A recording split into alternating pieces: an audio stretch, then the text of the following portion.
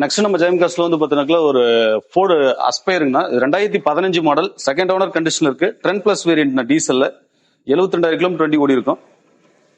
So வண்டி பாடி line எல்லாமே tent scratches அந்த மாதிரி எதுவுமே எல்லாமே நீட் அண்ட் கிளீனா இருக்குங்கண்ணா. 4 டயரும் பார்த்தீங்கன்னா எபோ ஒரு 80% பட்டன் இருக்கு.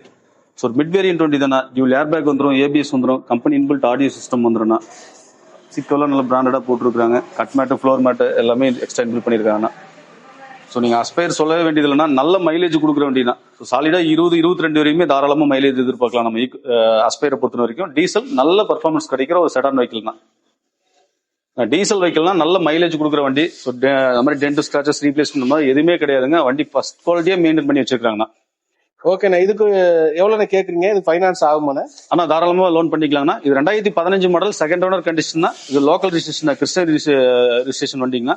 வண்டி ரொம்ப நீட் அண்ட் கிளீனா இருக்கும். இந்த வண்டிக்கு நம்ம ஜெயம் காஸ்ட்ல 3,69,000 கோட் பண்றோம்னா, பிக்சடு கிடையாதுன்னா நேர்ல வாங்க, ஒரு சின்ன டிஃபரெண்ட்ல நெகோஷியல் ஆப்ஷன் பண்ணிக்கலாம்.